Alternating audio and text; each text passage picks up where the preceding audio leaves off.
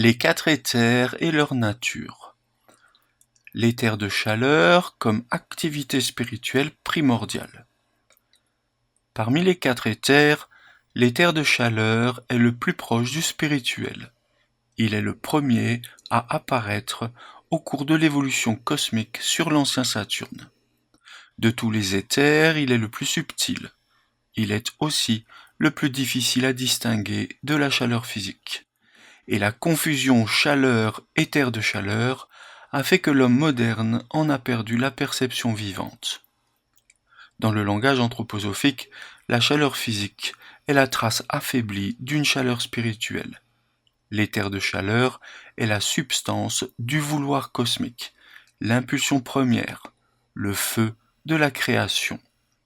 En d'autres termes, le sacrifice des trônes. Chaleur physique et éther de chaleur, une différence de nature. La chaleur élémentaire est ce que l'on peut mesurer. Température, combustion, friction. Elle appartient à l'ordre sensible. Mais l'éther de chaleur ne se mesure pas. Il se ressent intérieurement. Il se manifeste par la vitalité, l'enthousiasme, la volonté vivante, la force d'émergence. Par exemple, un état d'âme qui apparaît au coin d'un feu de cheminée. Ernst Marty écrit « L'éther de chaleur est la substance originelle dans laquelle l'esprit agit immédiatement. Il est le lieu de rencontre entre la volonté spirituelle et le monde manifesté. Ainsi, là où une action est menée avec une intensité intérieure, là où une pensée s'élève avec feu, là où l'être veut, le moi agit à travers l'éther de chaleur. L'éther de chaleur est une substance de transformation.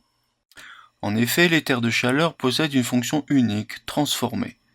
Il ne stabilise rien, il ne forme pas, il met en mouvement, décompose pour recréer, désorganise pour libérer.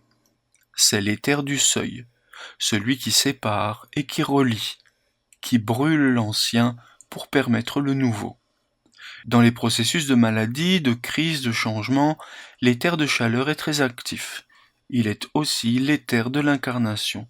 C'est à travers lui que le moi peut pénétrer le métabolisme et s'ancrer dans la substance terrestre. Dans le développement embryonnaire, c'est l'éther de chaleur qui, en premier, organise le champ de vie, où les autres éthers pourront ensuite entrer en œuvre. Dans la pensée vivante, c'est lui qui anime les concepts, les empêche de devenir mécaniques.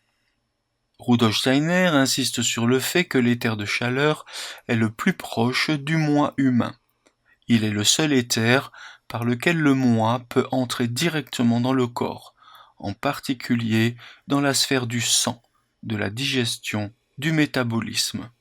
C'est lui qui permet à la volonté spirituelle de s'incarner dans l'action.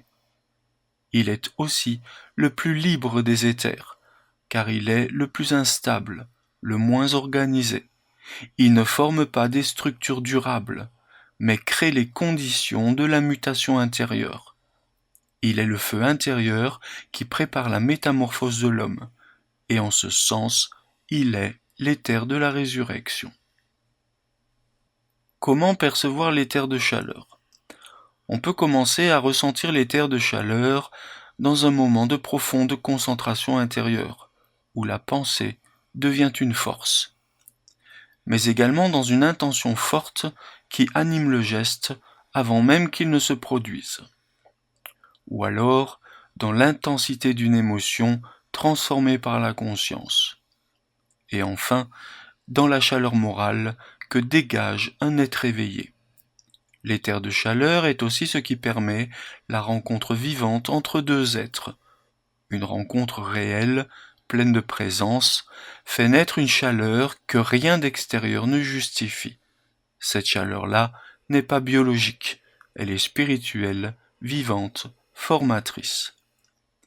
Ainsi, l'éther de chaleur est le socle invisible de toute action libre, la condition du surgissement de l'esprit dans la vie.